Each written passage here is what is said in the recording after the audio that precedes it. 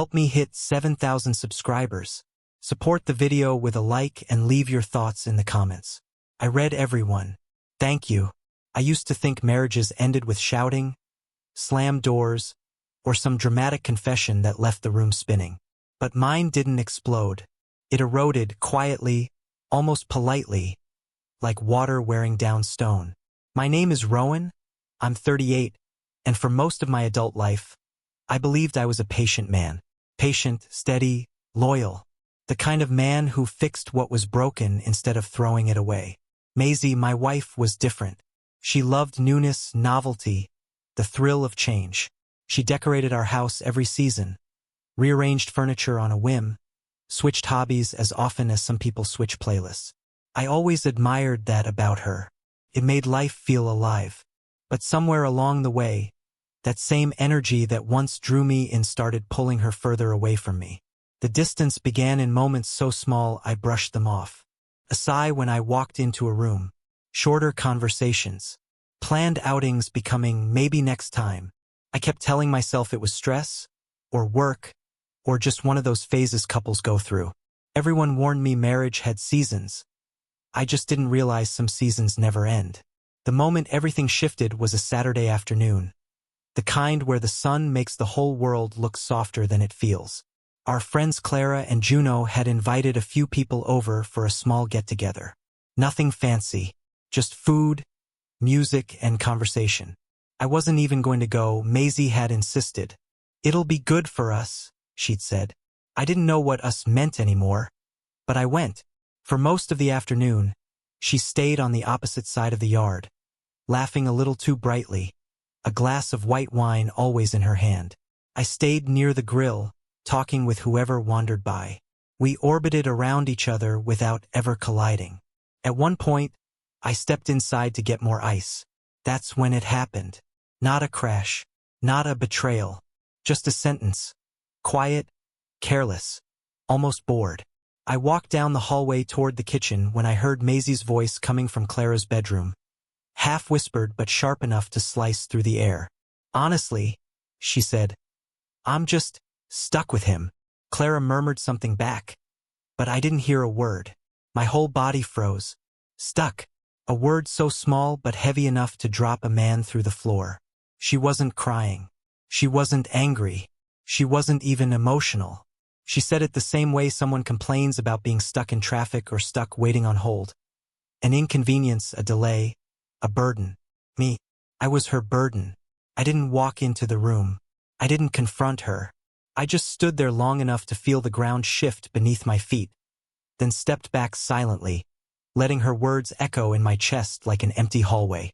For the rest of the gathering, I moved through the motions while my mind replayed that single sentence on loop. Stuck with him. Every syllable felt like a judgment, a verdict delivered without a trial. That night, we barely spoke on the drive home. She scrolled through her phone, laughing at something, maybe a meme or a message from someone else at the party. Meanwhile, I stared ahead, watching streetlights sweep over the windshield like passing moments I could never get back. When we got home, she went straight to the bedroom. I stayed in the kitchen, hands on the counter, breathing slowly, reminding myself to stay calm. Anger would have been easy.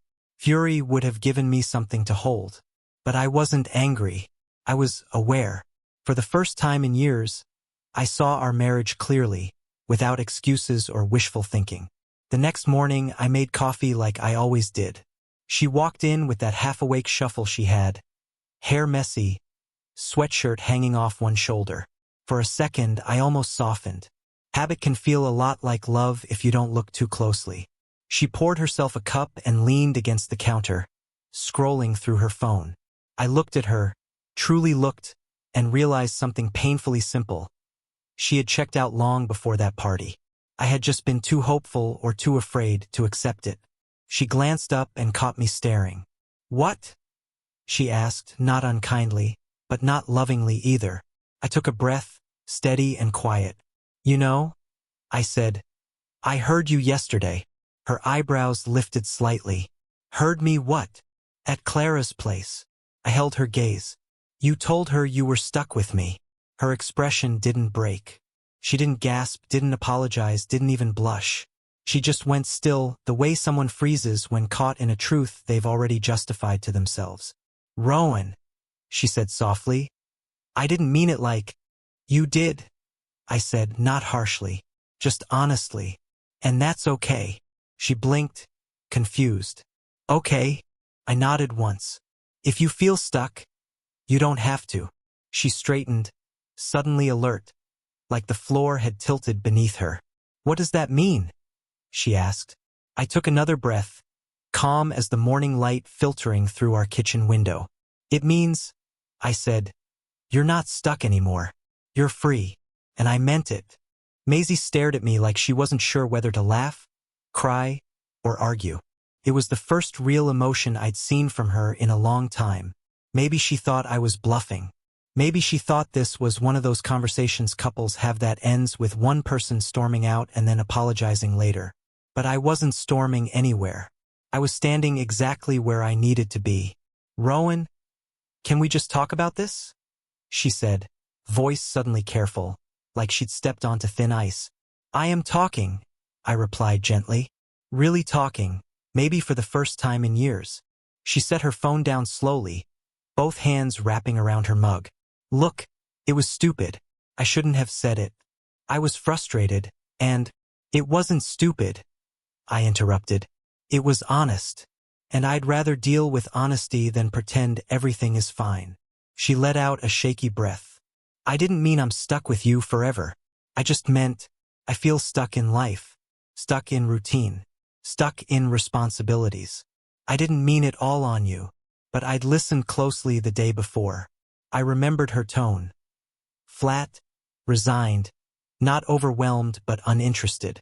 I remembered the way Clara had murmured back sympathetically, the way Maisie had sighed like a woman describing a job she regretted taking. "You meant it enough," I said softly.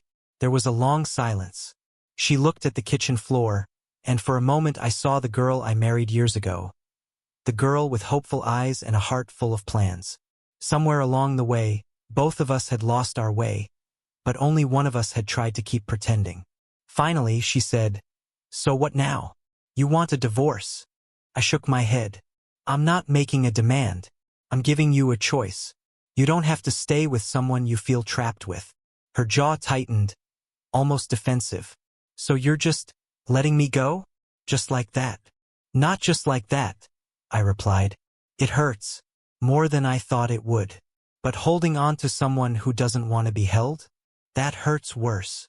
She sank into a chair. "You're serious?" "I am." For a long moment, neither of us spoke.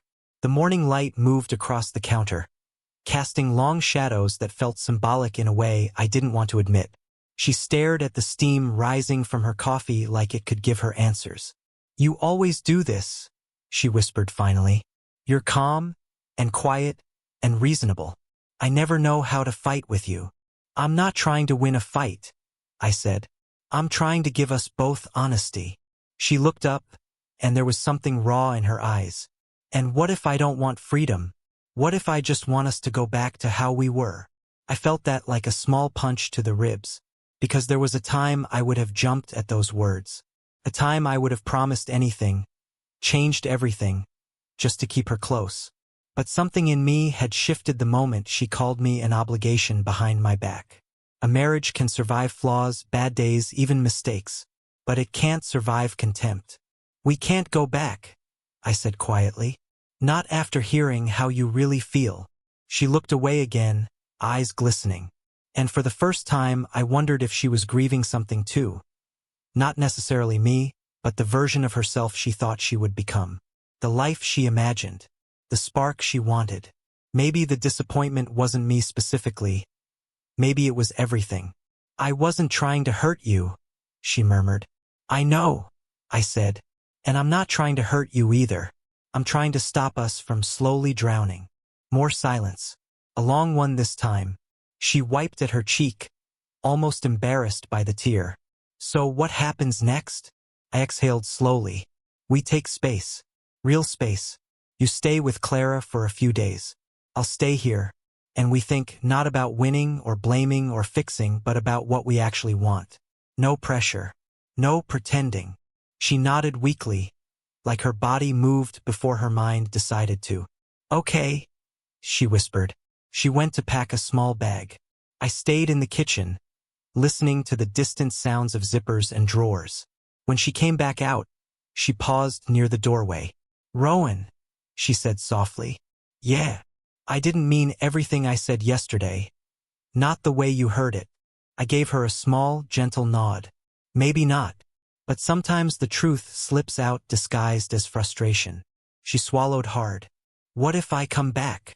Then we talk again, I said. Honestly, without pretending. And if I don't? I held her gaze. Then that's okay too. You deserve to feel free. And I deserve someone who doesn't feel stuck with me. Her lips trembled. Not quite a smile, not quite sorrow. You're a good man, Rowan. I didn't answer. She opened the door, stepped out, and closed it quietly behind her. For the first time in a long time, the house was silent. Not heavy, not suffocating, just peaceful.